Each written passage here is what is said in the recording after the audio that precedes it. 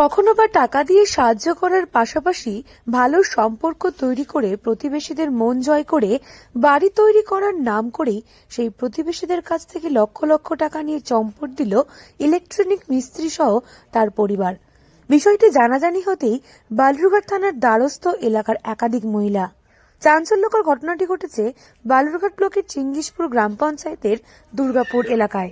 জানা গিয়েছে, দুর্গাপুরেই বাড়ি গৌতম সরকারের। বাড়িতে স্ত্রী রাখি সরকার ছাড়াও রয়েছে দুই মেয়ে। গৌতম বাবু পেশায় একজন ইলেকট্রনিক মিস্ত্রি।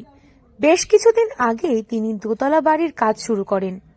আমি বলতে পারবো না বাবা, কবে থেকে এগুলো টাকা নিয়েছে, ওরা দিয়েছে, কোনো যোগাযোগ ছিল না। তো আসতো, আসা যাওয়া করতো। আমি বললাম কি জন্য আসছো? বলছে যে একটু দরকার আছে ওর মার সঙ্গে বা গৌতমের বইয়ের সঙ্গে। আমাকে খুলে বলতো না, বললে পরে এগুলো সব আমি বন্ধ করে দিতাম। হ্যাঁ নিয়েছে। আমার কাছে 40টা বলতে পারবো না বাবা, হয়ে গেল কয়েকদিন। যাওয়ার পর তো আমি বুঝতে পারলাম যে গেল, কোথায় যে গেল এটা আমি জানতে পারিনি। গৌতম বাবু তার বাড়ি তৈরিতে এলাকার 40 জনের কাছ থেকে প্রায় 50 লক্ষ টাকা ব্যাংকের মাধ্যমে লোন নেয়। সেই লোন পরিশোধ করার আগেই চম্পট দিয়েছে অভিযুক্ত পরিবার। স্থানীয় বাসিন্দাদের পক্ষ থেকে জানা যায়, ওই ইলেকট্রিক মিস্ত্রি এলাকার প্রায় 40 জন মহিলা এবং পুরুষদের কাছ থেকে টাকা তোলে। পাশাপাশি গ্রামের সাধারণ মহিলারা ইলেকট্রিক মিস্ত্রিকে সাহায্য করবার জন্য একাধিক ফিন্যান্স কোম্পানি থেকে লোন তোলে।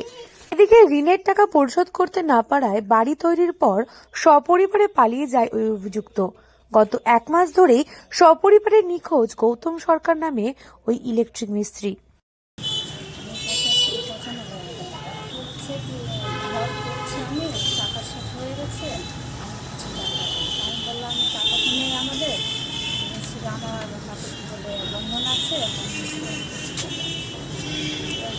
আমাদের দোকানে সিঙ্গা নিয়ে গেল, সাহেবের কাছে দেখে কী করলে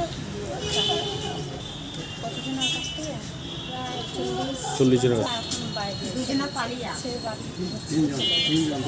আমরা চাইছি আমাদেরকে ব্যবস্থা করুন, আমরা এ বিষয়ে অভিযুক্তের মা মঞ্জু সরকার জানান, গ্রামের শতাধিক দরিদ্র গ্রামবাসীদের টাকা আত্মসাৎ করেছে, সেই বিষয়ে তেমন কিছুই জানা ছিল না তার। তিনি জানতে চাইলে বলা হতো না। তার থেকেও প্রায় 40,000 টাকা নেওয়া হয়েছে। গ্রামবাসীরা এদিন ছেলেকে খুঁজতে এলেই পুরো ঘটনা জানতে পারেন তিনি। এদিকে ঋণের টাকা না পেয়ে প্রতারিতদের বাড়িতে প্রায় দিন রাতি যাচ্ছেন ব্যাংকের কর্মীরা। টাকা না দিলেই দেওয়া হচ্ছে বিভিন্ন রকম হুমকি। টাকা নিয়েছিল এরা অন্যান্য মানে যারা ঘর বাড়ি পাওয়ার জন্য টাকা আমরা ব্যাংক থেকে অ্যাকাউন্টে তুলে দিব, আমরা সব জমা করে দেবো সবার কাছে, তোমরা টাকা দেওয়ার পরে আমরা কিস্তি চালাই দিব।